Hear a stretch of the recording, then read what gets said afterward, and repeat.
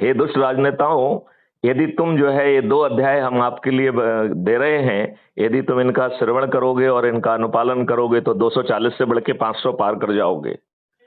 अन्यथा हे राजनेताओं, तुम्हारा विनाश सुनिश्चित है, ये मेरा श्राप होगा।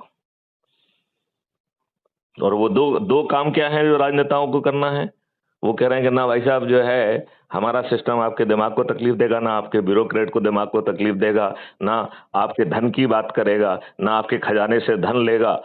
ये 21 महालक्ष्यों को भी जमीन पे उतार देगा, 5 मौलिक अधिकारों को भी जमीन पे उतार देगा, और भाई साहब ये दुष्ट राजनेताओं तुमको 20 गुना पैसा दे देगा।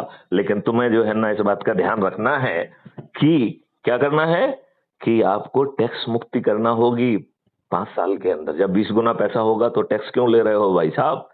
क्या सीबीआई की रेड करने के लिए? क्या इनकम टैक्स का छापा